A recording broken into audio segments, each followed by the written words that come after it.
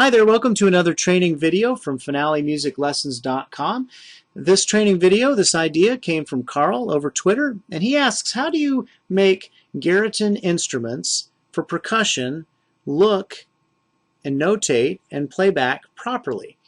Well, if you look on the boards, there is a lot written about percussion and a lot of misunderstanding and a lot of confusion about how to notate percussion. One of my own stories, I thought I knew how to notate percussion, and then I went to work on a show at Broadway, handed out all this percussion, and very nicely the first day the guy on trap set came to me and said, here's how we do it here in New York. So I learned very quickly, and the very next day I handed him new music that actually was done for Broadway. So the one thing about standard percussion notation is that there is no one standard for percussion. Wherein lies our problem. You may want to notate something for a particular individual on a particular song, and to help eliminate confusion, you may put the triangle in one place and the gong in another and a suspended cymbal in a third place, just so that he could know what he's supposed to play. And in a different song, those places might be a little bit different and given to different instrumentalists. But how do you approach notating something in Finale and having it play back to you properly? My first question is, do you actually have to hear it? Ask yourself that. Do I really need to hear it? If I am just notating something that is going to be played live anyway, I can just notate it. I know what it's going to sound like.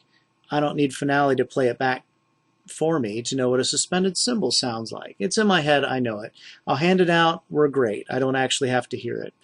Another thing that I do frequently is I will do a lot of scoring for film, and I'll throw things into some software synthesizers, and I won't even use Finale to notate a suspended cymbal. In fact, I won't even get to some of this percussion until I get into my recording session.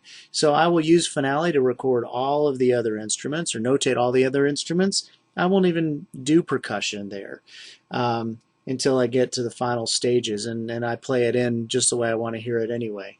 If, however, there's a really good reason for you to see the notation and have it played back to you properly, I'm going to make a few suggestions here. Now, I'm not going to be able to cover everything in this short video, but if you go to your Help section and do a search on Garritan, and then look up here where it says Garritan Personal Orchestra, Drums and Percussion. There is a very good article that's been written here, and it basically shows you what pitch will play what sound through the Garritan instruments. Now, as we all know, C4 is the snare drum, so if I hit C4 right now, out comes a snare, no problem. Down here at the bottom, I see C7 is a triangle, which is way up here. There's the triangle. Now, if I notated that triangle in real life, the C7 would be way outside the staff, and there's our problem. I may want to have a triangle be played, but I'm not going to notate it way up there. So what I suggest is to use what I call a dummy staff or two. Now, I have something set up here very easily, and what I have is Percussion 1 is what I'm actually going to hand out to the player.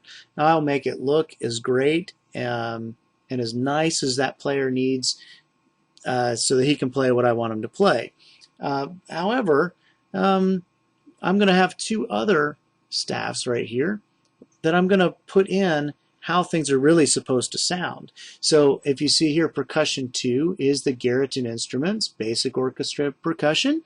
And then I have a third staff just in case that is sent to my Smart Music software synth that comes with Finale as well.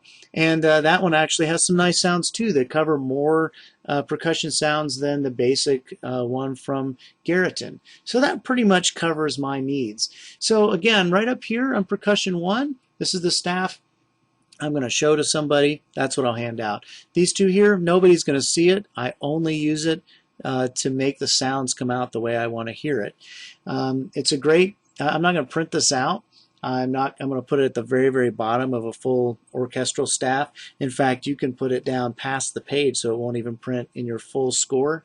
It's just there to be heard and not seen. So as I said, this is a very complicated and complex process, but not one that you can't play around with and figure out for yourself. But if you want to have more one-on-one private tutoring on percussion, I'd encourage you to check out our website, finalemusiclessons.com. That's one word, finalemusiclessons.com. And we would be very happy to give you some one-on-one training on how to make percussion work in your notation, how to make it sound right, and many, many other things having to do with Finale. All right, finalemusiclessons.com. Hope to see you there. All right, bye.